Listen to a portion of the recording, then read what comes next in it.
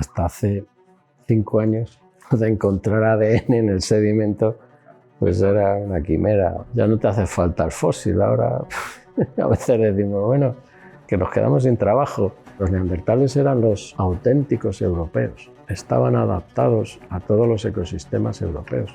Y esos genes que nos pasaron los neandertales se está viendo que tuvieron mucha relevancia para nuestra supervivencia en Europa. ¿Qué es lo más antiguo que se ha conseguido datar de ADN antiguo? El ADN humano más antiguo que se ha podido encontrar está... Investigación Abierta, un videopodcast de la Universidad de Burgos presentado por Samuel Pérez.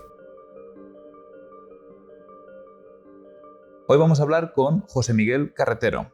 Él es actualmente uno de los codirectores del proyecto Atapuerca y también director del Laboratorio de Evolución Humana de la Universidad de Burgos.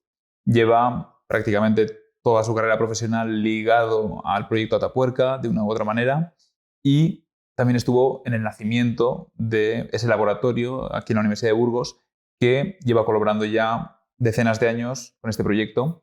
Hoy vamos a intentar conocer más su implicación con todo el proyecto Atapuerca, recordar los hitos más importantes de este proyecto y también vamos a intentar saber, oye, cuáles son los próximos pasos, ¿no? Dado que recientemente eres uno de los codirectores, bueno, pues qué se puede visualizar un poco en el futuro de este proyecto. Muy bien, pues lo intentamos.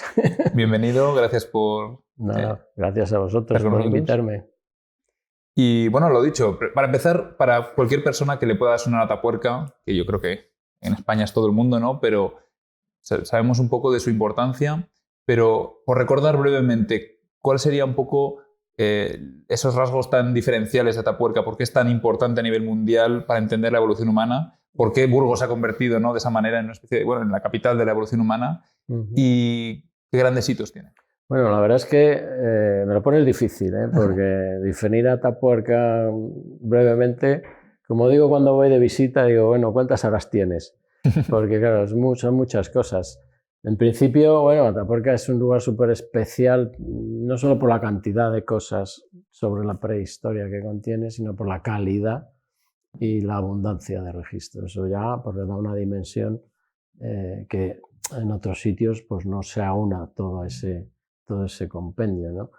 En Atapuerca hemos encontrado, por ejemplo, hasta ahora tenemos registro de 5 o quién sabe, incluso más especies humanas que han pasado por el continente europeo. No hay ningún otro sitio donde tú tengas ese registro, ¿no?, de los primeros europeos, los que vinieron después, los siguientes, los que evolucionaron en otros, toda esa información pues, encerrada en un espacio como Sierra de Atapuerca es un milagro. Es muy curioso, ¿no? Porque normalmente en un yacimiento, pues, por ejemplo, en un yacimiento histórico, pues, bueno, tienes un fragmento de la historia, pero eso es un fragmento pequeño, pero claro, aquí estamos hablando de miles, cientos y millones de años. Ese es un poco el tema, o sea, es un privilegio, ¿no?, tener ese espacio tan pequeño y que contiene toda la historia a lo largo de prácticamente 1,5 millones de años de manera bastante continua, porque son muchos yacimientos y lo que no tienen unos lo tienen otros y así pues se va compensando unos momentos con otros y al final tienes toda una historia evolutiva en un sitio pues, relativamente pequeño como es la sierra. Pero ya no solo es que tengas el fósil o que tengas este trozo de fósil, sino que son yacimientos además muy grandes que aportan mucha información, ya no solo de los humanos, pero de todos los ecosistemas, el ecosistema que los rodeaba, la fauna, en fin, la flora, el clima, cómo vivían, cómo se movían, qué comían. O sea, la cantidad de información que aporta Atapuerca es impresionante. Y hay que señalar que ese fue la clave para que la UNESCO lo declarara Patrimonio de la Humanidad. No vale con, bueno, he encontrado el fósil más antiguo de tal, bueno, ya pues, mañana se encuentra otro más antiguo y ¿qué nos aporta? Un trozo de mandíbula, un cacho de diente. Bueno, pues Atapuerca cuando se evaluó en la UNESCO se evaluó y así lo señalaron, su relevancia es la cantidad de información que aporta para la prehistoria a lo largo de todo ese periodo de tiempo. O sea, eso es lo que le da realmente un valor excepcional. Sí, porque estamos hablando de eso, de muchísimas épocas y además básicamente miles de restos diferentes, ¿no? Sí, sí. A nivel, bueno, hablabas de fauna, pero también incluso herramientas, ¿no? Herramientas que fabricadas por los humanos, un montón de, por supuesto, toda la fauna que les acompaña, la fauna que consumían, la fauna con la que competían, en fin, la industria lítica, ya digo, las herramientas que hacían de todo tipo, el uso que le daban, de dónde lo sacaban, si eran, pues yo qué sé, piedras que cogían del río de al lado, se las traían de 5 kilómetros, qué tipo de materiales usaban, qué herramientas hacían con cada material. En fin, podemos pum, pum, pum. Y, por supuesto, la propia anatomía de los fósiles, su biología, porque lo que nos interesa a nosotros, en este caso como biólogos, pues es su vida, cómo vivían y cómo eran físicamente, ¿no? Entonces, bueno, poco a poco vamos reconstruyendo todos esos aspectos, el lenguaje, la encefalización, qué comían, qué enfermedades tenían, cómo eran físicamente, eran activos, eran menos activos, tenían fracturas en los huesos, había hombres, mujeres, qué diferencia había entre ellos, cómo crecían, a qué velocidad, cómo parían, cómo eran sus bebés, cómo sobrevivían, cuidaban a los enfermos. Sí, el éxito biológico también, ¿no? Por ejemplo, está el caso de los neandertales con los que el sapiens ha convivido, ¿no? Claro, sí, estos, bueno, tenemos aquí en Atapuerca precisamente los antepasados de los neandertales y a los neandertales. Pues también pues vemos un poco esa transición de cómo se ha producido esa evolución, cuáles han sido los rasgos que han cambiado más. Me has comentado que eran 5 especies. Además, hemos preparado justo aquí, junto a nosotros, unas muestras, unas réplicas de esas 5 especies. ¿Me podrías hacer un repaso breve de cada una, su cronología y un poco algún rasgo que sepamos de cada una? Bueno, vamos a ver. Cronológicamente, en Atapuerca la más antigua sería la que aparece en la cima del elefante. Esta pues estaría rondando el 1,3, 1,4 millones de años. Aquí el primer fósil que apareció ya hace unos cuantos años fue este fragmento de mandíbula, bueno, que hay que unir algunos dientes sueltos y una falange. Y hace muy poco, pues que se ha publicado hace nada, un mes, pues hay otro resto que incluso, bueno, pues es más... podría ser más antiguo, aunque las dataciones apuntan a que es más o menos de la misma cronología. Pero bueno, todavía son restos fragmentarios en los que es difícil tomar una decisión. Pero bueno, incluso podría ser una especie diferente. Te refiriendo a Pink, ¿no? Exactamente, lo que se ha llamado Pink. Pero bueno, estos humanos, lo poco que vemos, pues es que son básicamente, pues eso, muy robustos y tienen afinidades con fósiles muy antiguos, tanto asiáticos como incluso algunos rasgos con las primeras especies de Homo de África, ¿no? Entonces, claro, si tuviéramos muchísimos fósiles, pues se podrían decir más cosas. Pero bueno, de momento están ahí, sabemos que estaban, que ya es un hito. En fin, son humanos que estaban aquí hace 1,3, 1,4 millones de años, cuando el género Homo había aparecido en África hace 2. O sea, que se tomaron prisa en llegar hasta aquí, ¿no? En este caso no os habéis, tengo entendido que no os habéis, digamos, lanzado a darle una denominación, ¿no? Claro, en primer lugar, cuando apareció el primero, pues se dejó como Homo, técnicamente SP, que significa, bueno, especie por determinada. Porque, bueno, los rasgos que hay en esta mandíbula, pues sí, pues son básicamente de robustez, rasgos muy primitivos, de ausencia de la sínfisis y tal, pero no puedes, una ausencia del mentón, pero no puedes, en fin, hacer grandes conclusiones, sacar grandes conclusiones, porque, bueno, pues es un trozo muy pequeño. La cara que ha aparecido ahora, bueno, parece que tiene afinidades con esos Homo erectus antiguos de Asia, Pero claro, es un trocito de cara, no está mal, un poquito de maxilar y seguramente pues eso generará discusión sobre pues, quién es. Claro, esto desde el punto de vista científico, encontrar este trocito entre miles y miles de huesos de animales y toneladas de arena y de tierra y de sedimentos ya es un milagro, un auténtico milagro. Entonces, eso es lo normal. Vamos a decir normal entre comillas. Eso es lo que todo el mundo quisiera. Voy a encontrarme algo humano. Que siempre lo digo, los humanos no hemos sido nunca muy abundantes en el ecosistema. Aunque ahora Eso es algo parece, reciente, ¿no? ahora somos una plaga, estamos en todos sitios y tal. Pero en la prehistoria, Sí, que es mucho más normal encontrarse cualquier otro animal casi, ¿no? exactamente, o sea, lo que más te encuentras son obviamente pues los herbívoros, que en fin, bueno, ya sabes que esto funciona en base a la pirámide trófica, ¿no? Cuanto más alto estás en la pirámide, pues menos individuos hay, por una cuestión de energía. Entonces, los herbívoros son muy abundantes, luego los carnívoros, los depredadores, los superdepredadores ya son los que no les llega casi la energía. Están muy especializados y hay muy pocos. Bueno, los humanos estamos en esa situación, ¿no? De forma que éramos muy pocos. Entonces, encontrarte algo así ya es un milagro.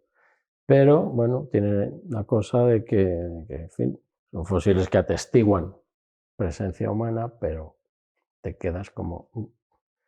¿Cuál sería la siguiente especie? La siguiente especie que hemos encontrado en Atapuerca ya está rondando el 1.000.000 de años. Y estos tienen 1,3, 1,4. La siguiente especie ya está en 900, 1.000.000, en ese sándwich. Bien, cuando encuentro muchos humanos, normalmente es porque ha pasado algo muy raro. Para encontrar muchos fósiles humanos tiene que pasar algo especial, algo excepcional. Porque como somos muy pocos, somos escasos, entonces si de repente te encuentras acumulaciones de fósiles, porque algo ha ¿Había pasado. muchos de esta especie juntos? Entonces, en este yacimiento, el yacimiento de la Grandolina, en el nivel 6, pues han aparecido, en este caso, sí, ya han aparecido varios cientos de fósiles. Y ya han aparecido restos del cráneo, restos del esqueleto, y ya puedes hacerte una idea un poco mejor. Tienes más contexto de... Exactamente, han aparecido más de un individuo, pues ya tienes varios individuos, varios restos de cara, varios individuos representados por los dientes, mandíbulas, entonces ya puedes hacer un estudio un poquito más detallado. Y eso es lo que permitió a los investigadores, pues, de alguna manera ponerle, esta vez sí, un nombre. Porque, bueno, los rasgos que, de alguna manera, que fue Homo antecessor. Y es porque, bueno, se podía estudiar un poquito más en detalle y entonces pues se vio que, mira, pues no son el Homo erectus asiático, no son tampoco Homo erectus africanos, no son neandertales, ni siquiera pre-neandertales, están ahí. ¿Fue este el caso, en el caso del antecesor, que hubo, digamos, cierta reticencia por parte de la comunidad científica en un primer momento? ¿O cómo, sí, ¿en qué estado se encuentra esa...? Todas las historietas estas pues tienen su miga. Claro, esto en marzo del año 92, que es cuando 92, 93, 94, se había publicado un artículo en Nature que hacía una revisión de toda, digamos, el registro fósil de Europa, para ver si se podía de alguna manera pues, confirmar que los humanos habían llegado a Europa antes de 500.000 de años. Bueno, pues hay una serie de investigadores, se reunían, arqueólogos, paleontólogos, se pusieron a estudiar lo que había y dijeron, bueno, está más que claro que a partir de 500.000 de años tenemos fósiles. Tenemos pues, la mandíbula de Mauer, algunos otros fósiles de de Aragó, en Francia, con 400, estaba la propia Sima de los Huesos, de Atapuerca, eso, bueno, y a partir de ahí, pues, neandertales, no sé qué. Pero antes no había absolutamente nada. Y lo poco que había era muy dudoso, porque eran industrias líticas que no estaban claras. Eso en marzo. Y en julio de ese mismo año fue cuando aparecieron estos restos en la Grandolina de Atapuerca, en un nivel que mira tú por dónde acabábamos de datar por varias, sobre todo por paleomagnetismo, y cuyo contexto paleontológico, es decir, los animales que lo acompañaban, pues estaban diciéndote que eso es más antiguo de medio millón de años. Es más antiguo de 800.000. Entonces, bueno, pues cuando se dio a conocer, se publicó el hallazgo, pues hubo muchas reticencias para aceptarlo, porque si la cronología no estaba clara, que si no sé qué... Sí, también cuando algo se sale un poco de lo que se conocía hasta el momento, ¿no? O sea, se sale un poco, porque si hubiera estado en otra cronología, igual, pues no. Suele no suscita pasar, más. claro, suele pasar cuando... Abre un paradigma también nuevo, ¿no? De decir, no, pues igual sí que había... No, es que cambió radicalmente el panorama. Por lo del primer europeo, ¿no? También claro, es el titular. Se publicó en Nature, los humanos efectivamente habían llegado a Europa mucho antes de lo que se pensaba. Eso también tiene sus implicaciones. Hombre, ¿por qué no llegaron los humanos? Se decía, bueno, pues es que claro, vivir en Europa es un clima muy estacional. Europa no es un sitio fácil para sobrevivir. La comida no está ahí como en el trópico todo el día. Tienes que adaptarte a las condiciones, hace frío, hay invierno. Bueno, pues se pensaba que los humanos no tenían esa capacidad de, digamos, adaptarse y controlar. De resistir ese clima tan frío, tan complicado. Ni tenían la tecnología, ni tenían a lo mejor pues la capacidad, en fin, cognitiva para hacerlo. De repente hay que cambiar las explicaciones, porque igual, oye, si se encontró que están... Esto se encuentra, está, no sé qué, bueno, pues siempre hay ahí un poco de movimiento en la silla, siempre pasa, ¿eh? No solo con este... Bueno, también es que, claro, esa investigación, quiero decir, o sea, es tan reciente, es tan... O sea, todo necesita reposar un poco también, ¿no? Sí, hombre. Cuando algo sale nuevo, del primer momento cuesta... Sí. Lo que pasa es que, claro, las dataciones, bueno, espera, a ver, ¿qué tal? El paleomagnetismo, a ver si sí, si no, la biocronología, es decir, basándote en la fauna, pues había que hacer un análisis muy preciso de los micromamíferos, sobre todo, que son los que más pistas te dan.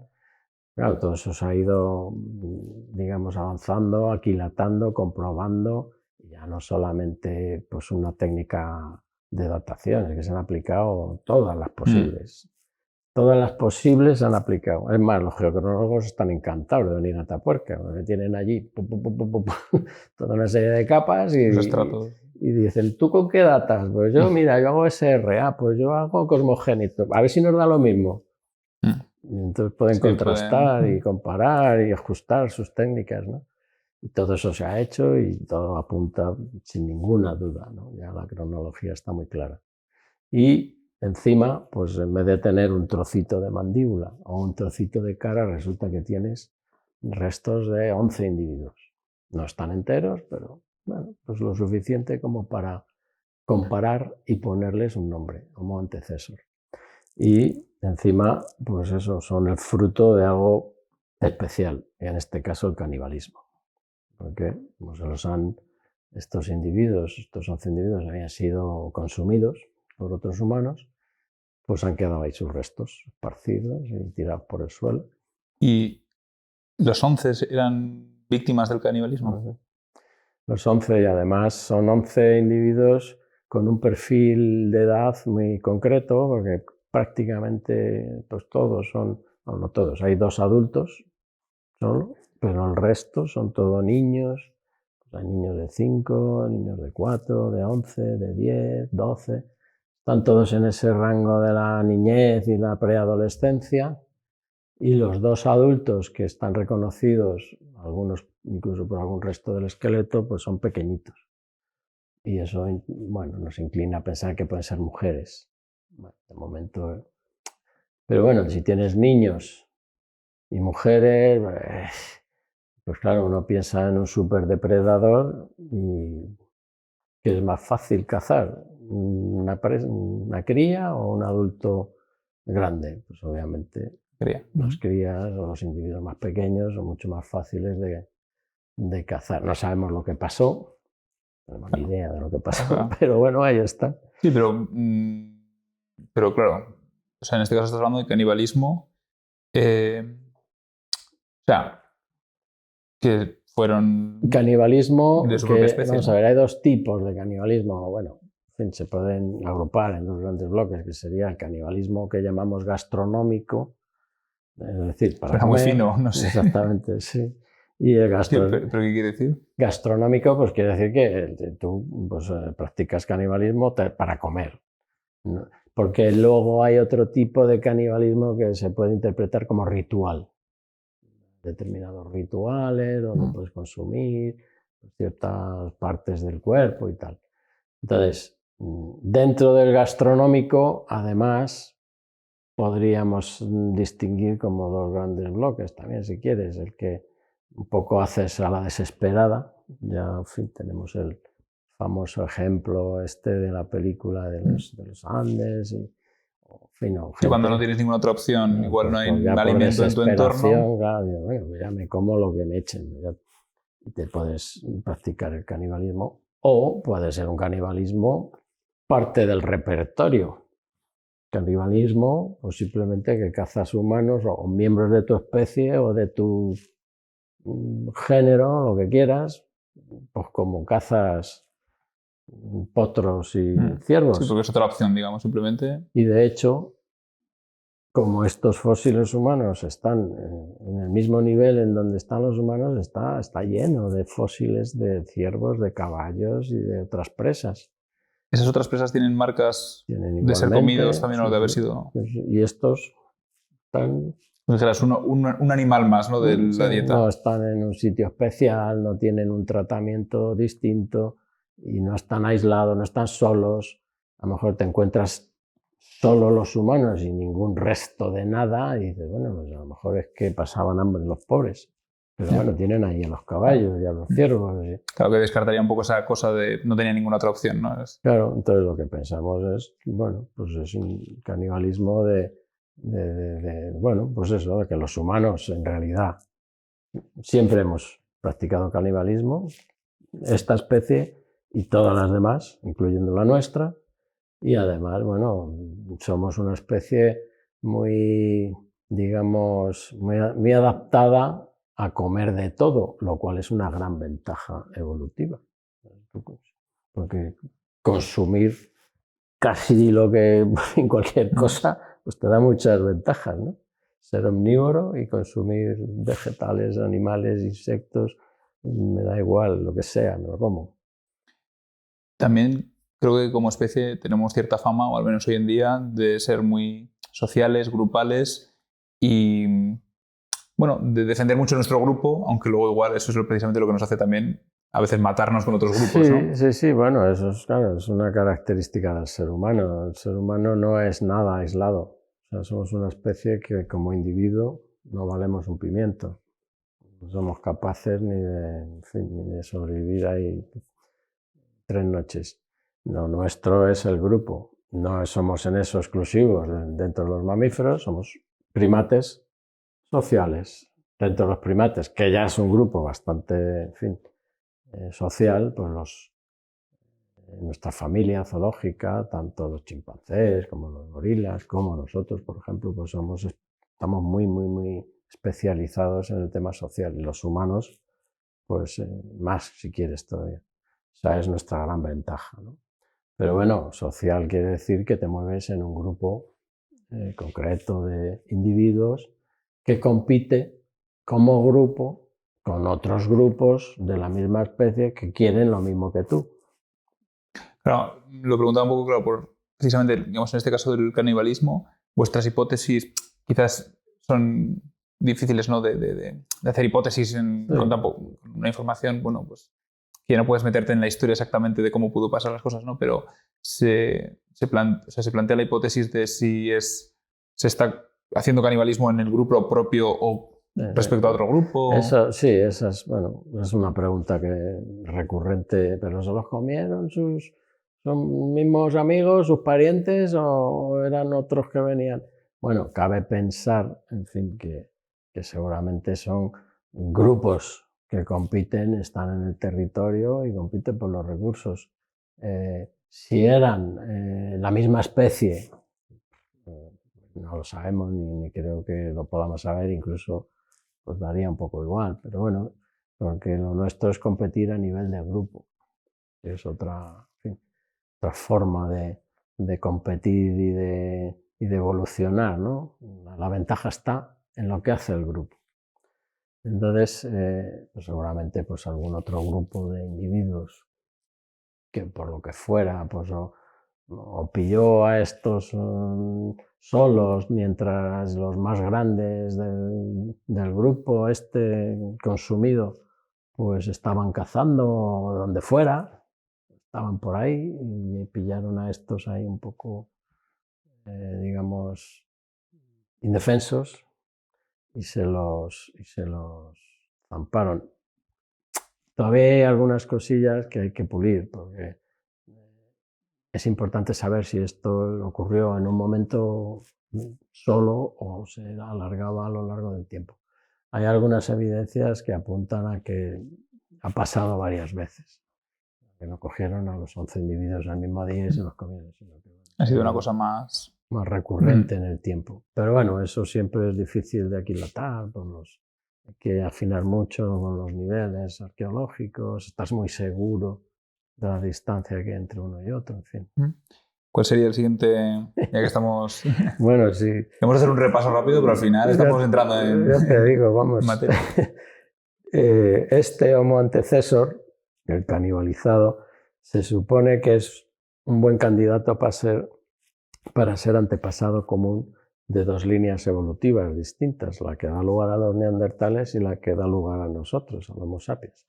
Sería un humano que podría estar ahí evolutivamente en ese momento, ¿no? Un tatarabuelo que podríamos compartir con los neandertales. Básicamente, ¿no? Exactamente, un tatarabuelo, alguien que está ahí en la base con el que compartimos algo, ¿no? Pero que no solo es nuestro antepasado, sino que también lo es de nuestros tíos y nuestros primos. Y esos son precisamente los siguientes en aparecer en Atapuerca. Que es... lo cojo, ¿no? Bien, sí.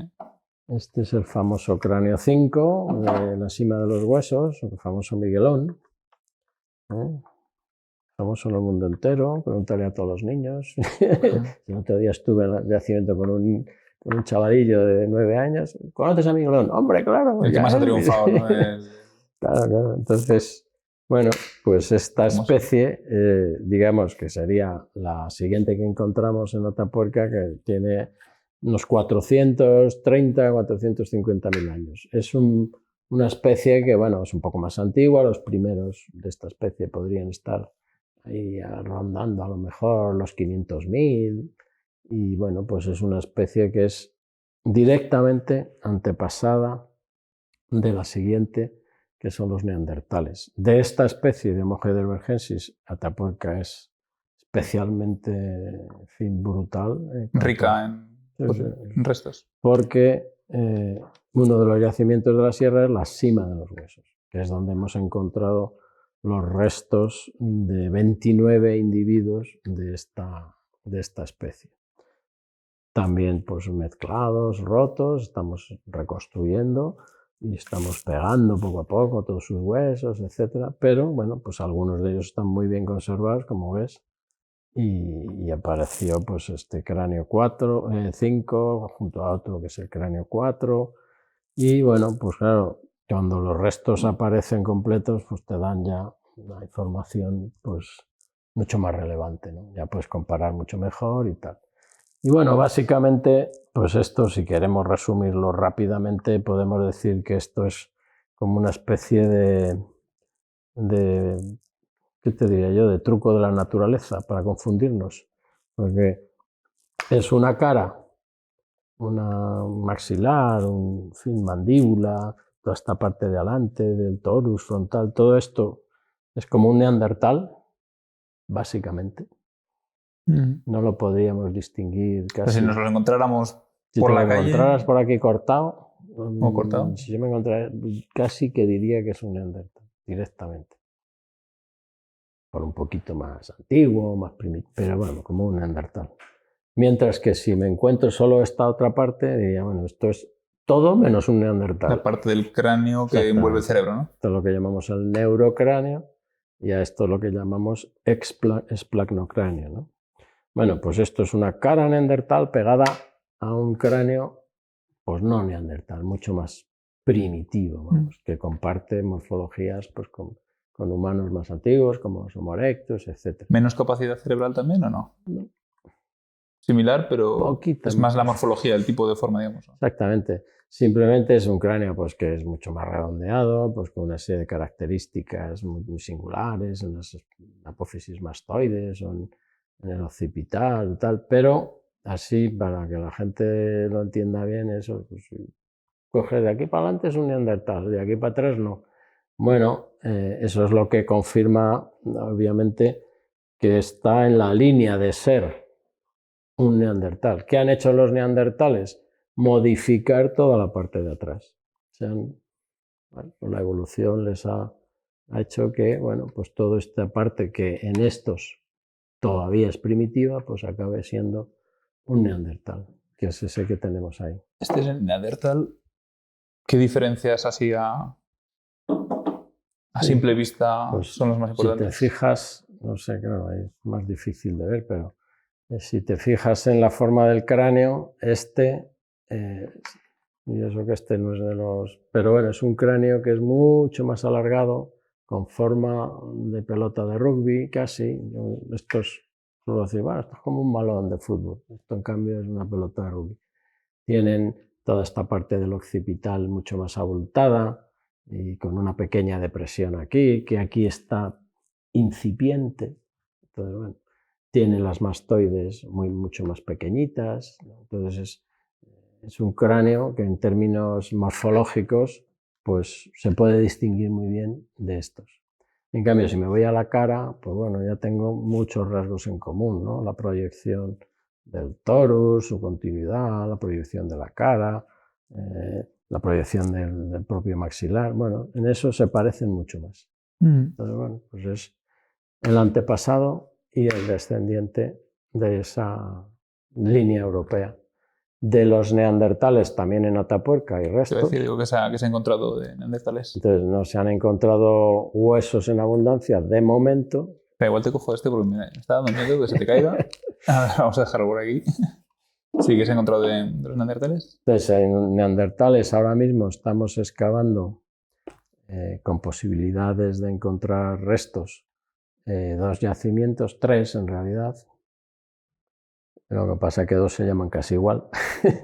Me explico. Hay un yacimiento que lo estamos excavando desde la parte interior de la cueva y desde la parte exterior de la cueva, porque es una galería que, bueno, pues donde los neandertales en su parte distal y en el abrigo pues estuvieron allí habitándolo, pero bueno, esa cueva pues se colapsó, desapareció y tal. Entonces estamos, digamos, estudiando, excavando el tapón desde dentro y el tapón desde fuera.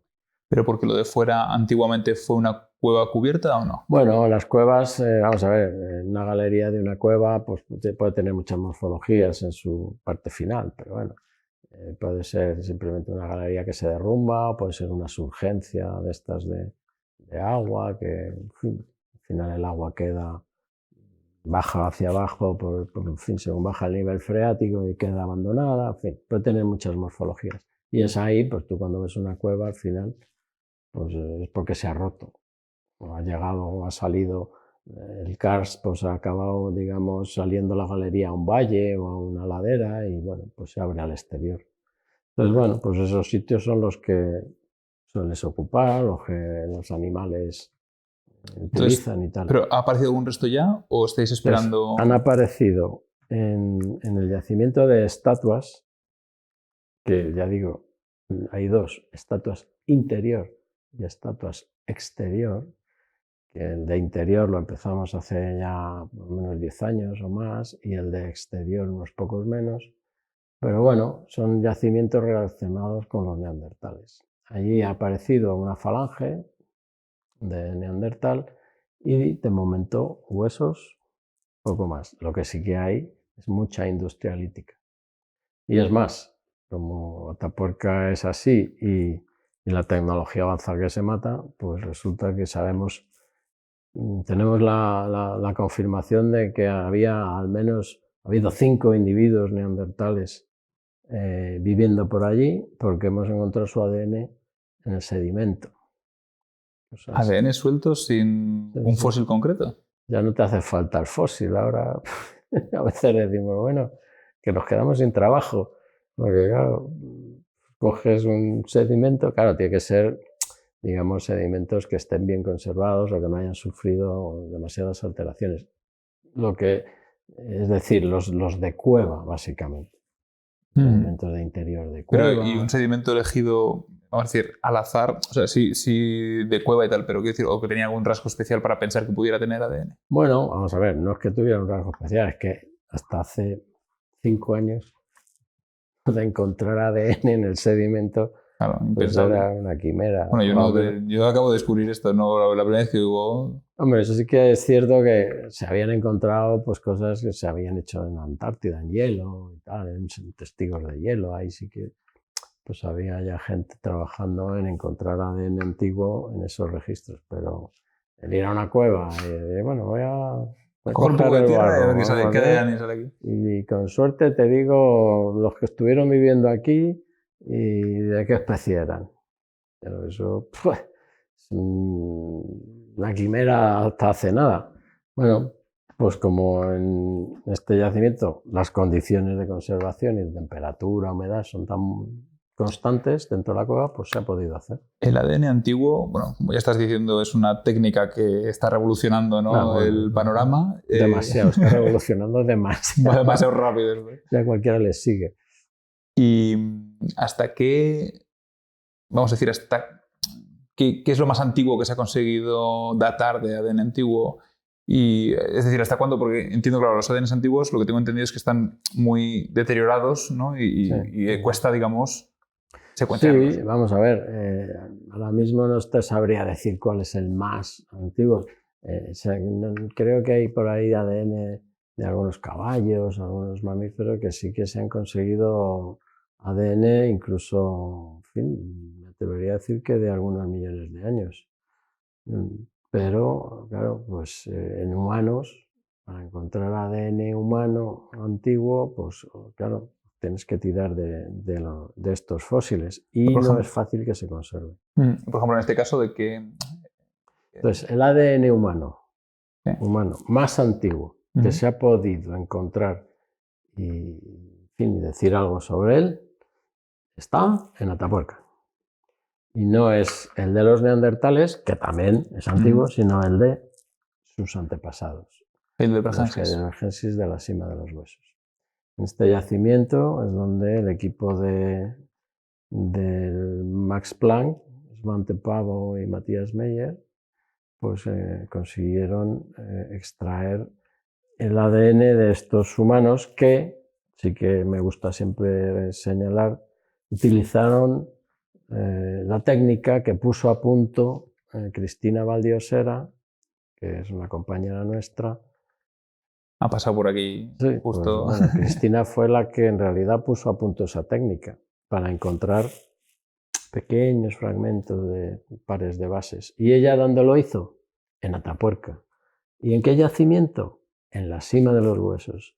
¿Pero en qué fósiles? En los osos. Porque este yacimiento de la cima de los huesos hay humanos y osos. Entonces, para de alguna manera, bueno, pues estar seguros de que había alguna posibilidad de encontrar ADN en restos humanos, dado que la técnica pues ahí es destructiva, hay que, en fin, coger trozos de hueso, destruirlos y tal, pues dijimos, bueno, obviamente, claro, eso es un poco de cajón, ¿no? Voy a probar primero en estos animales que hay. Sí, que además en fauna concretamente hay una burrada, ¿no? Muchísimos más restos. pero como están en el mismo ambiente, en el mismo yacimiento, tienen la misma antigüedad, pues vamos a ver. También son mamíferos, vamos a ver qué pasa. Entonces, bueno, pues eso se pudo hacer, fue también un hito importante porque era un ADN ya, pues porque de 450.000 Era un poco años. arrugado, ¿no? Sí. Entonces, ¿qué pasa? Que se va troceando cada vez más pequeño. La tecnología que había pues no te permitía detectar esos trocitos tan pequeños. Se podían hacer con trocitos más grandes. Bueno, Sí, porque tenía un tamaño mínimo. Cristina sabe mucho más que yo de esto, pero vamos, quiero decir que la cosa era, claro, cuanto más atrás te vas, más deteriorado está. Y entonces, claro, ya detectar esos pequeñitos trozos, bueno, pues se puso a punto la técnica y mira, luego pues se ha podido también hacer en los humanos con éxito, etcétera, ¿no? Bueno, y la última especie que tenemos ya es... Bueno, esta nos la conocemos. Claro, después de, digamos, este Heidelbergensis y los neandertales, ¿quién aparece o quién tiene presencia en Atapuerca? Homo sapiens. No Homo sapiens que descienda de los neandertales, sino un Homo sapiens que, bueno, pues, tiene su propia historia evolutiva africana, que apareció allí al mismo tiempo que estaban aquí apareciendo estos, hace 200.000 Los sapiens años. realmente se encontraron con los neandertales, ¿no? Es decir, Sí, salieron de África y los neandertales ya estaban en Europa. Claro, hubo un contacto previo ahí en la zona del Próximo Oriente, que puede ser a lo mejor alrededor de los 150.000, 130.000 años. Allí pues se piensa que ese momento es en el que pues, pudo haber una cierta mezcla y donde nos transmitieron los genes de los neandertales. ¿Hay algún paralelismo que nos puedas hacer entre animales para entender, digamos, la diferencia como especies entre neandertales y sapiens? Es decir, hay unos animales que digas, mira, es como si se encontrara un burro con un caballo. No es eso, al revés. Vamos a ver. ¿O son dos caballos Sí, diferentes? es que, vamos a ver, claro, cuando pensamos en términos de especie, ¿es una especie o no es una especie? Bueno, ¿qué más da? Vamos a ver. Si es que ni siquiera en la naturaleza las cosas son cajas cerraditas. Sí, que esos también son definiciones que hacemos para concretar, porque tenemos fotos de la historia, ¿no? Vamos a organizar un poco el mundo orgánico. Bueno, pues claro, pues hay que ponerle nombre, tal, pues fue Linneo el que empezó pues, a sistematizar y dijo, pues mira, todos los individuos que comparten tal. Bueno, la definición clásica en biología, todos individuos que comparten, en fin, tienen la misma morfología y se reproducen entre sí y no se reproducen con otras especies. Bueno, pues como definición está bien. De hecho, el propio Ernst Mayr, que fue el que acuñó toda esta definición, pues lo tenía claro. Vale, hacemos cajitas, pero son cajitas arbitrarias un poco y, en fin, para entendernos. Porque la realidad es que muchas de estas especies, cuando se solapan y cuando sobre todo pertenecen al mismo género, es decir, que ya comparten una morfología y una genética bastante similar, pues es muy factible que se crucen y produzcan descendientes. Luego en la naturaleza hay pues, poblaciones que están aisladas por ríos, por montañas, y bueno, puede obviamente pasar que con el tiempo suficiente, y si pasan 5 millones de años separados, pues a lo mejor ha habido tiempo suficiente como para que se hayan aislado ya genéticamente, pero cuando dos especies pues, se han separado hace poco, digamos, cientos de miles de años solamente, pues a lo mejor la genética todavía no ha tenido tiempo de aislarse una de otra, ¿no?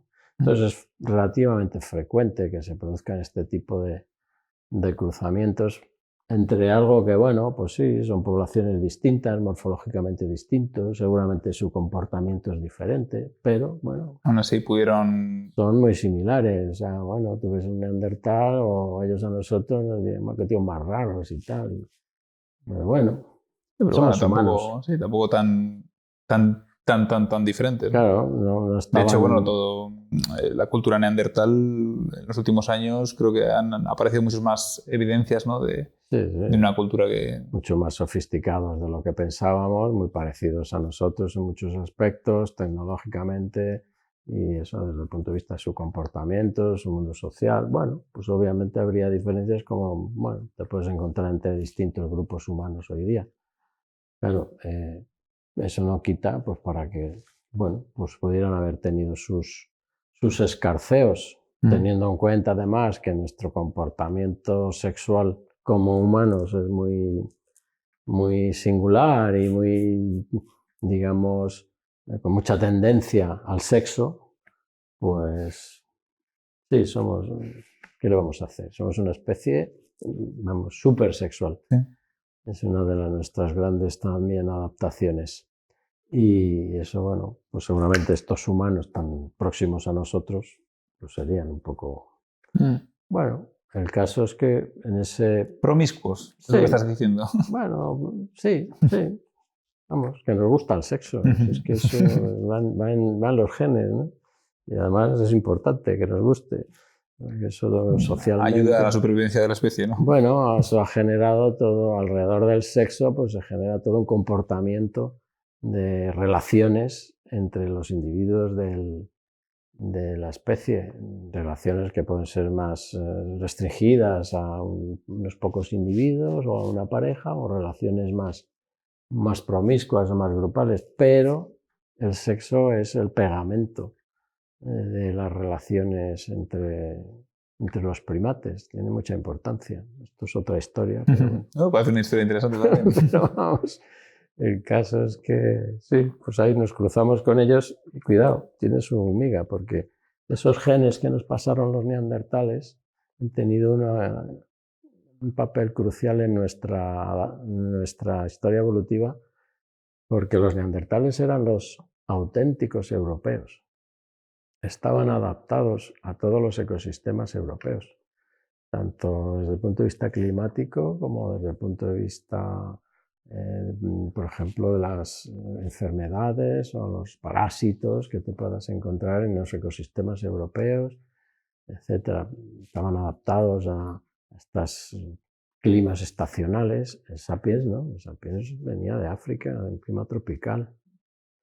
Y esos genes que nos pasaron los neandertales, se está viendo, los genéticos que hacen ADN antiguo están viendo que tuvieron mucha relevancia para nuestra supervivencia en Europa. El contacto se produjo en el Próximo Oriente, pero cuando los humanos modernos con esos genes neandertales llegaron a Europa, pues les permitió de alguna manera afrontar algunas de las problemáticas de Europa. ¿Sabe algún aspecto concreto es decir, de en qué afectaban esos genes? Pues a ver, ya me tengo que ir a ver la chuleta. Pero bueno, temas relacionados, por ejemplo, con los niveles de insolación, con sobrevivir en esta oscuridad como tenemos aquí siempre, ¿no? Temas relacionados con el color de la piel. Obviamente, pues los neandertales tienen la piel clara. Nosotros teníamos la piel negra, éramos negros en origen. Bueno, pues todo ese tipo de genes. Algunas otras que ya me pillas, pero relacionada con determinadas resistencias a enfermedades, cuestiones inmunológicas. Creo que esa mezcla pudo ser clave, en definitiva. Entonces, no es que estemos pero sí que parece que esos genes pues, fueron en algunas cosas importantes para una especie que en principio está adaptada a un ecosistema y afronta otro. ¿Y los sapiens más antiguos de Atapuerca? Los sapiens más antiguos de Atapuerca, claro, son demasiado recientes para lo que es la historia evolutiva de la especie. Que ese sapiens que se mezcla con los neandertales y entonces, bueno, luego llega a Europa, hace a lo mejor 50, 40.000 años, y se extiende ya por Asia y se encuentra allí con los que había por allí, el Floresiensis y el Homo erectus, y llega por aquí a Europa y se da de narices con también los neandertales. Pues ese sapiens en un momento dado se queda solo, los neandertales se extinguen, hace 30.000 así, y en esa, digamos, ya Europa en la que solo quedamos nosotros, Bueno, pues ese Homo sapiens va, digamos, tiene sus últimas fases de cazador-recolector, que ya sabes que, bueno, pues es un modo de vida pues, basado en el nomadismo y, en fin, y es cuando aparecen las pinturas famosas, empiezan a aparecer allí los frescos de Altamira o de Lascaux, de la Chauvet, o pinturas. Pero en un momento determinado todo ese mundo de cazador-recolector acaba porque viene una oleada de Homo sapiens, en este caso, que vienen de Próximo Oriente, con un modo de vida completamente distinto, que es el agricultor y ganadero. Ese momento, ese mundo de la agricultura y la ganadería surge ahí en el Próximo Oriente. Digamos que no fueron los sapiens que estaban en el territorio europeo los que cambiaron sus formas de vivir, sino que fueron... Bueno, vamos a ver, cambiaron su forma de vida cuando impactó el Neolítico con ellos. Es decir, digamos que eso que se originó en Oriente Medio y llegó... Hace 12.000... ¿Pero reemplazaron esas poblaciones a las...? Bueno, esa es una discusión que hoy día pues, se está investigando. Ese Neolítico, esas gentes que vinieron del Próximo Oriente y que traían animales domésticos y que traían sus semillas y su forma de vida basada en el cultivo, pues se fue extendiendo, y bueno, hubo como varias canales de trasiego, por decirlo así, tanto por el norte de Europa, centro de Europa, como por el Mediterráneo. Bueno, pues la península ibérica, como está ahí en medio de los dos sitios, pues tiene influencias de gente que vino más por el Mediterráneo y gente que vino más por el norte. En fin, es una historia ya un poco más compleja, que de hecho es la que están hoy día los genetistas pues intentando desenmarañar, ¿no? ¿Qué es lo que ha pasado? Ese impacto de los neolíticos, ¿cómo ha sido? Efectivamente llegaron aquí y se encontraron con los cazadores-recolectores que todavía sobrevivían aquí. ¿Y qué pasó? Pues se extinguieron los cazadores-recolectores, se mezclaron con los neolíticos. ¿En qué medida se mezclaron?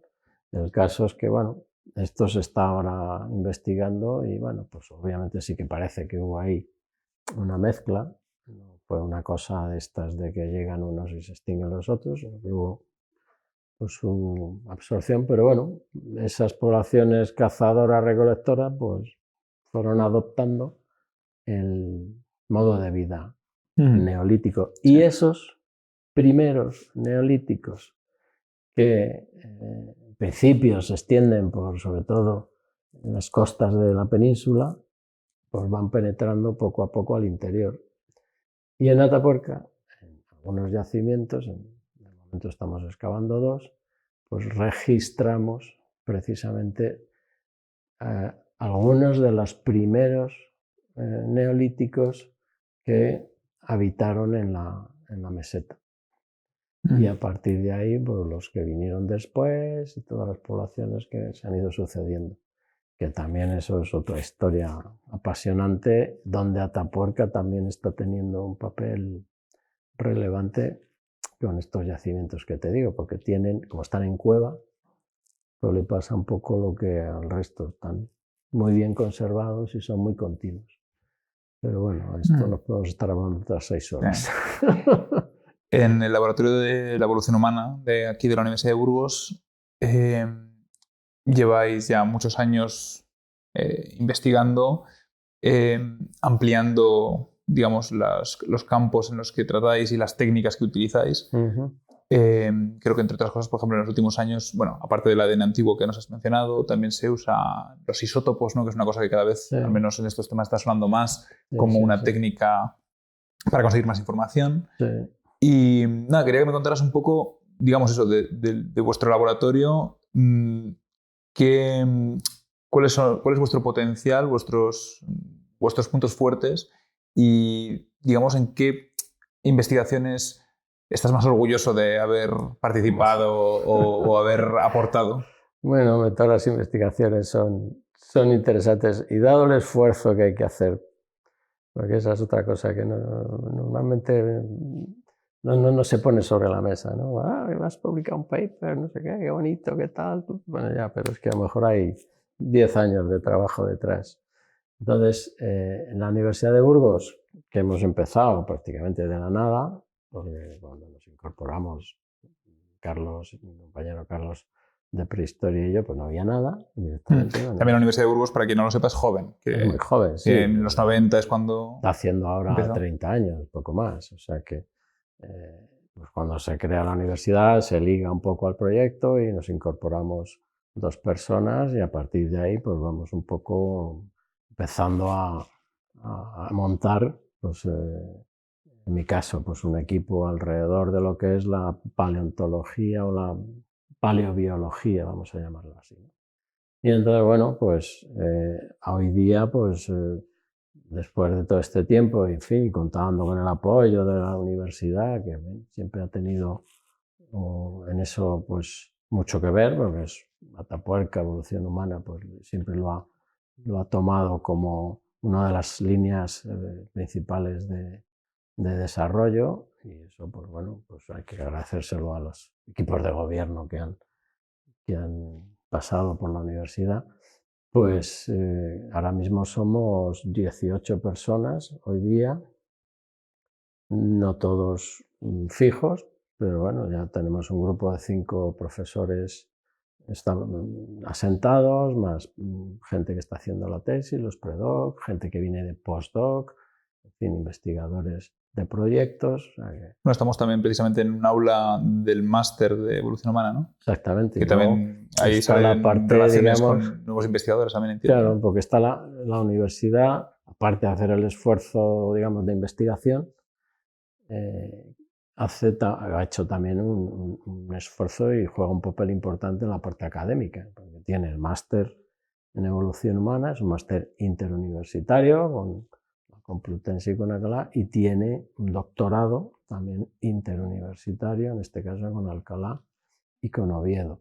Pero bueno, pues todo esto le da a la Universidad de Burgos un empaque que yo creo que, en fin, es único por su dimensión científica y por su dimensión académica, ¿no?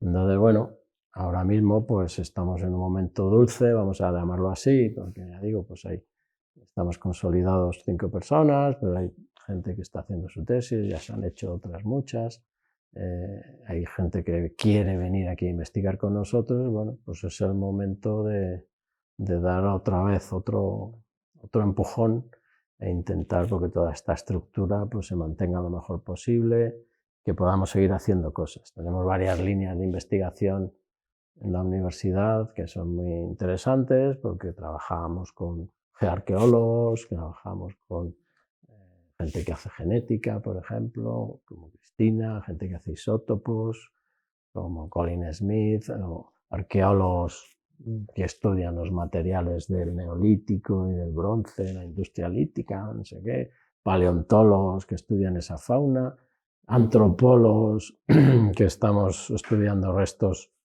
de Homo heidelbergensis, de Montecesor, de Homo sapiens.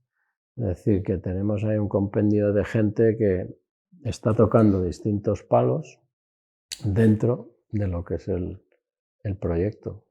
Y con esta situación de, bueno, de liderar ahora, ser parte de los líderes, de los investigadores principales que llevan el proyecto de Atapuerca, ¿qué te gustaría ver o conseguir o consolidar en los próximos años? Bueno, vamos a ver, efectivamente el proyecto de Atapuerca, una de las patas de ese proyecto, ahora va a recalar en la Universidad de Burgos, que hasta ahora pues, es el que dirigía Juan Luis Arzuaga en la Complu. Bueno, ahora pues va a ser, digamos, liderado aquí en la Universidad de Burgos. Y bueno, yo espero, para empezar, que esto ya no cambie. O sea, que siempre en la Universidad de Burgos haya investigadores capaces de liderar este proyecto y de seguir con él. Sé que los hay, o sea, porque a lo largo del tiempo pues ya se ha consolidado gente suficientemente capaz y, en fin, y conocedora del proyecto como para hacerlo. Pero bueno, eso creo que se va a mantener a lo largo del tiempo, tanto en la parte del proyecto como la excavación, ¿no? Y entonces, bueno, pues en realidad tampoco queremos descubrir la pólvora. Atapuerca ya sabemos lo que es, tiene un potencial todavía muy importante.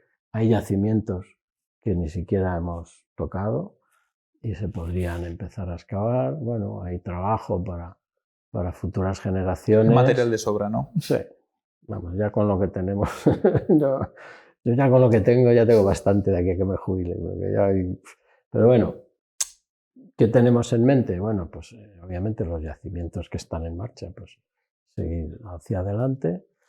Ahora se empezará a excavar otra vez en la Grandolina, parte del nivel donde apareció Monteceso. Es previsible que aparezcan más restos, bueno, pues ya veremos la información que nos aporta. Así más los huesos lo mismo.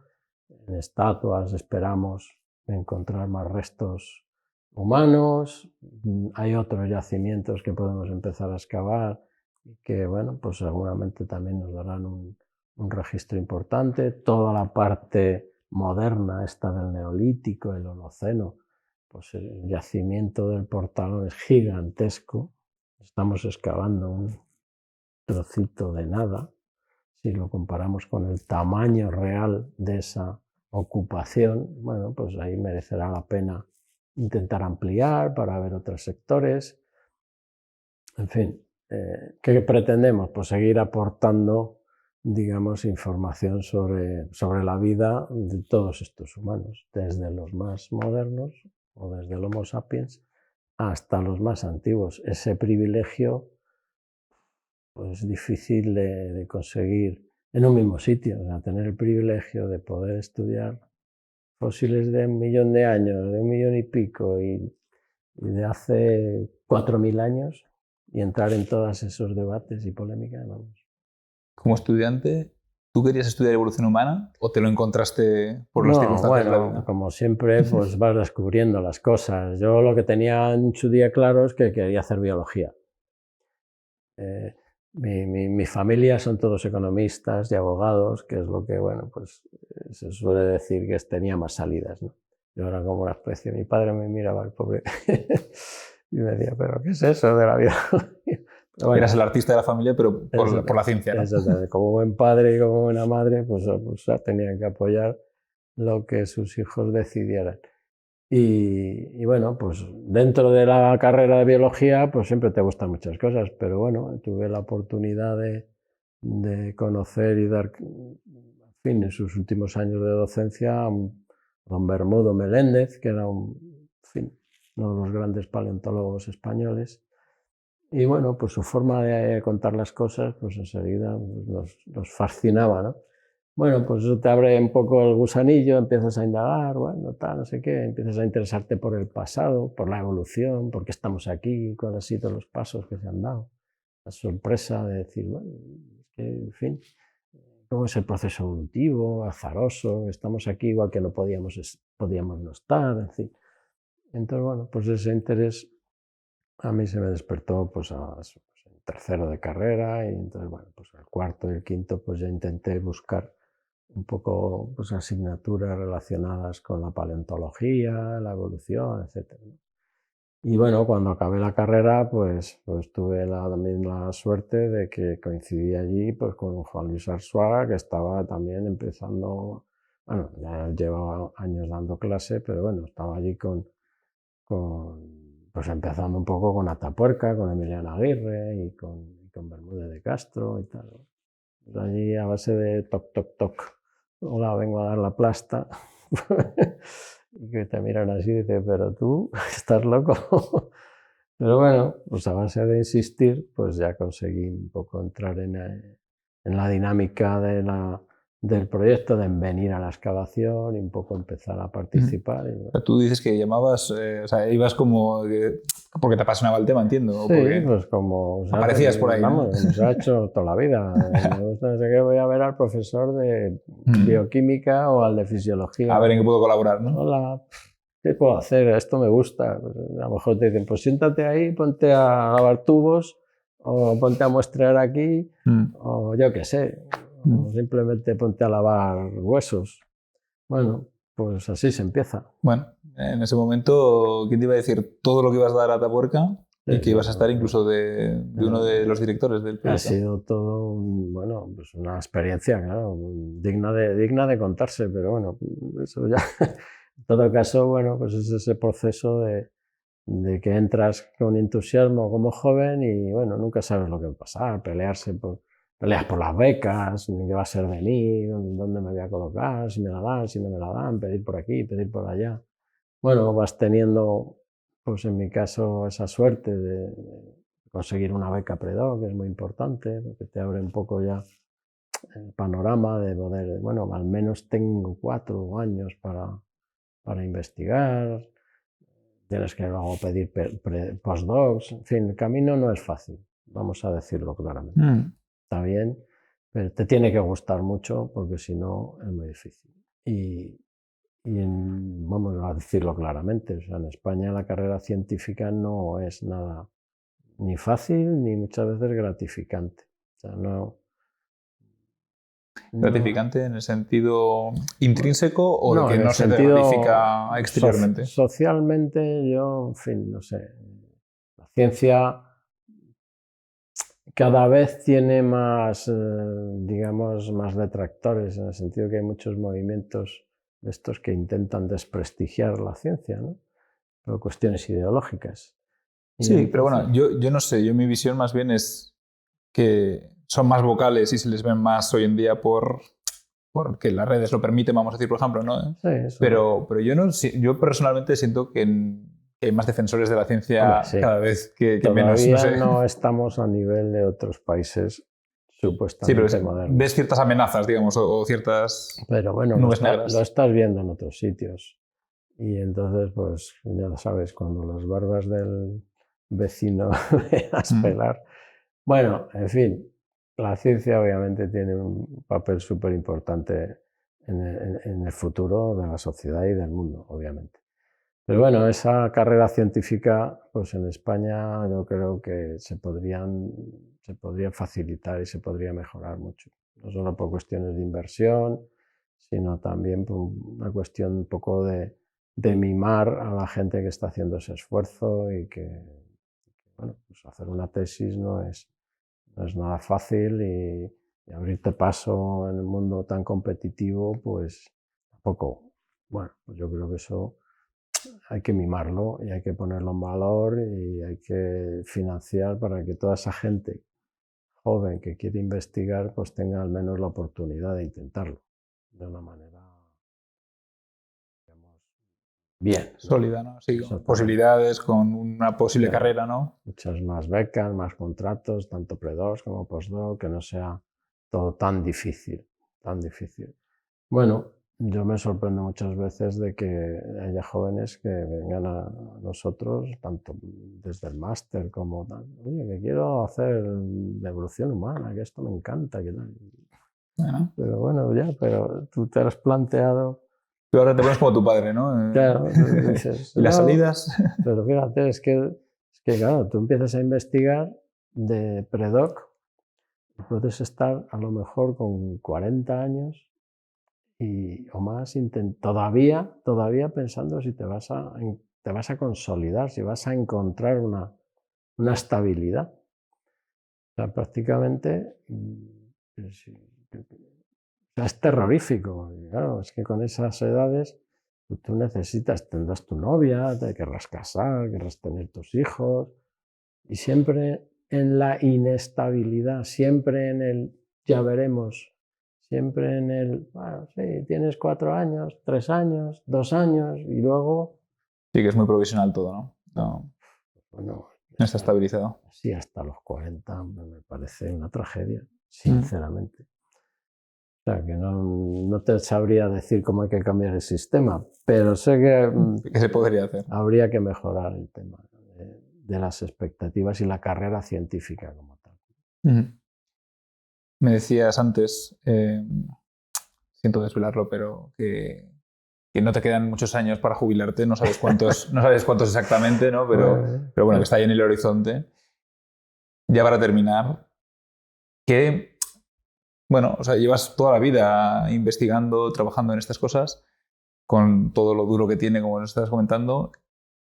¿Qué huella te gustaría dejar? ¿Qué pequeño legado? ¿Qué pequeña...? Bueno, mira, en eso lo tengo claro, porque yo creo que ya, en fin, aunque no sea solo mérito mío, pero solamente esta estructura a nivel de la Universidad de Burgos ya me parece un legado maravilloso. O sea, que hayamos conseguido crear un grupo, estabilizar una serie de gente, hemos conseguido equipos que nos financien desde distintas administraciones, de la Junta y del Ministerio, grandes infraestructuras científicas para que podamos investigar. Tenemos, en fin, todo ese compendio de máquinas más la gente, tenemos el máster, tenemos el doctorado. Si me dices, me gustaría que hubiera un grado relacionado con estas materias, porque obviamente pues ese grado que podría ser pues desde la biología, la antropología, o diseñar uno nuevo,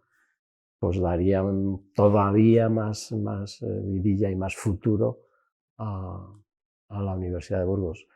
Entonces, desde el punto de vista personal, pues el haber contribuido a que todo esto sea una realidad, pues ya me parece...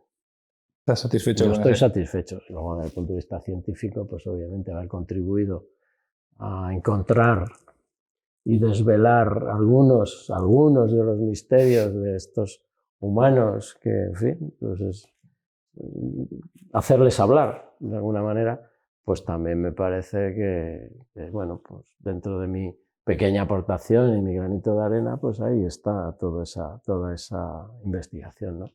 Entonces yo me voy a jubilar tranquilo, pero sí que me gustaría de aquí a que lo haga, pues ver todavía más consolidado el tema de la Universidad de Burgos, que yo creo que se lo merece. La universidad ha hecho un gran esfuerzo, es de los centros dentro del proyecto de Atapuerca, es el centro para mí que más ha apostado, más ha invertido y más esfuerzo ha hecho para consolidar investigadores y profesores en ese ámbito. O sea que no es que lo haya hecho sola, porque contamos con la colaboración de todo el proyecto, pero bueno, me parece que eso merece la pena mantenerlo y potenciarlo. Pues nada, yo para terminar simplemente darte las gracias y bueno, recuerdo que cuando entré hace unos cuantos años ya aquí a la Unidad de Cultura Científica, pues yo creo que ya en el primer año, los 2 primeros años, tuvimos alguna charla en el despacho y recuerdo que tuvimos muy joven, conversaciones hace ya 8 o más años. Bueno, todavía lo eres.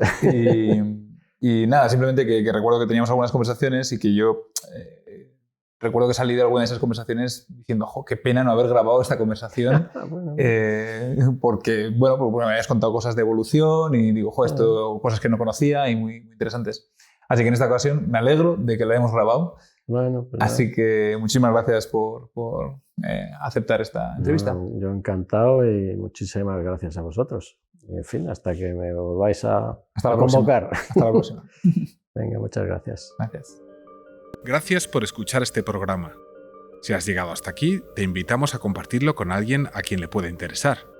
Investigación Abierta es un videopodcast producido por la Unidad de Cultura Científica e Innovación de la Universidad de Burgos, con la colaboración de la Fundación Española para la Ciencia y la Tecnología, Ministerio de Ciencia, Innovación y Universidades. Dirigido y presentado por Samuel Pérez. Grabado y editado por Fernando Muñoz y Diego González. Descubre más programas y contenidos de divulgación científica en nuestras redes sociales: YouTube, Instagram, X, Facebook y TikTok. Nos puedes encontrar en todas ellas por el nombre de UBU Investiga. Muchas gracias por tu atención y hasta la próxima.